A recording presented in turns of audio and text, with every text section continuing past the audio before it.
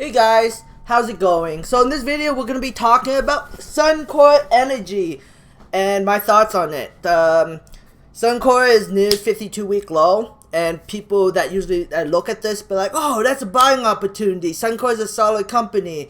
Warren Buffett's an investor in it. I can't go wrong with investing in this company. I disagree with that. I think Suncor is going to go bankrupt in the next 10 years. And, just my opinion, Suncor is overvalued at these prices. People are like, what? You're an idiot. Suncor is not overvalued at these prices. You're overvalued at these prices, you idiot. Okay. Granted, I could be an idiot, and Suncor could be undervalued. But, if we look at the enterprise value to the market cap, enterprise value is $17.55 billion, market cap is $18.64 billion. Overvalued by at least $1 billion. But that is my opinion, and this is not financial advice. Suncor short term could bounce back. We could see this thing go back to $13, $14. If you were in it for a short term trade, I would be like, okay, you know what? I don't disagree with that. But if you think of holding this for 5 to 10 years, I really, not financial advice, but I really believe that Suncor will fail in the next 5 to 10 years. I think Tesla will destroy Suncor, and I think that Warren Buffett should sell his Suncor position and use that money to buy Tesla stock. But Warren Buffett is an old school person. He's probably looking at Tesla's market cap and price of the stock, and he's probably like, this stock looks like a bubble to me, and I'm not investing into it. That's what he's probably thinking. But, that's, he's old school, and that's how he thinks. And you can't really change a person that is like 85 years old. I don't know how old Warren Buffett is, but he's pretty damn old. He's like way older than Donald Trump. But, whatever.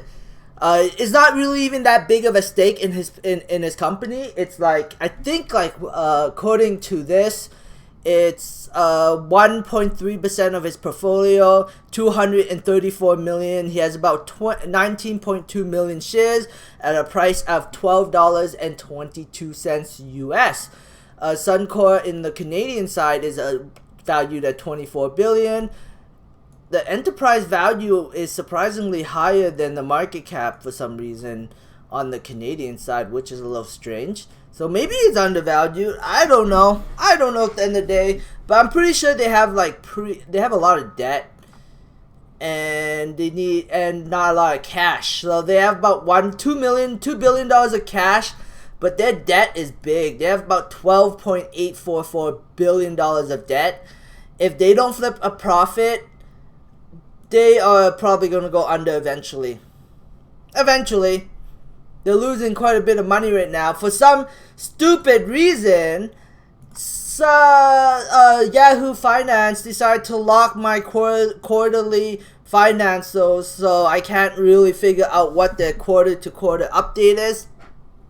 Unless I go to Sedar and look at specifically at the Suncor balance sheet, their earnings. So, yeah, Yahoo's being retarded. I mean, I would pay for the service. I would definitely pay for the service because I think I use Yahoo a lot. But they won't even let me pay for the service because I'm not a U.S. citizen. I'm a Canadian citizen, and they won't allow non-U.S. people to access the finances. So it's so retarded. It is. It really is. They should open it up to Canadians and let them use all the functionalities on the Yahoo Finance, but they don't want to. They don't want to open the Canadian. They only want to do US, which pisses me off. But hey, whatever. Yeah. So in my opinion, Warren Buffett should sell his Suncor and use that money to buy Tesla. That is my opinion. Why do I believe that? Well, let's just look at it. Gasoline is 44.1% of the oil consumption. Distillate fuel oil is 20.8%. where is the future heading? The future is heading to electric and solar, and Suncor cannot survive on this. Not on this. There's so much competition for oil out there. There's Russia, there's United States, Canada is producing oil, and at $40 a barrel, they barely make scraping by. $60 a barrel, Suncor will survive. Anything under 40, and like if it goes to $20, oh boy, Suncor is gonna suffer big time. And in the next 5 to 10 years, Elon Musk is going to have so many gigafactories, and he's going to have so many he's going to be producing 20 million electric cars a year. He's going to reduce the price, and Suncor is just can't survive with so many electric. And it's not only him that's going to be producing electric cars. It's going to be other companies that are going to produce electric cars. It's going to be like GM, Toyota, Mercedes, BMW. Oh wait, no, BMW is not is a brand. Is it Volkswagen? There's so many car companies out there, and Kia, they're going to all convert into electric cars in the future, and the future is electric cars. And oil consumption, oil consumption is going to be reduced dramatically in the future, all because of Tesla. So I would not be bullish on Suncor for the long term. If you're thinking of short-term trade, yeah, sure, absolutely. But long term, absolutely not. That's just my opinion.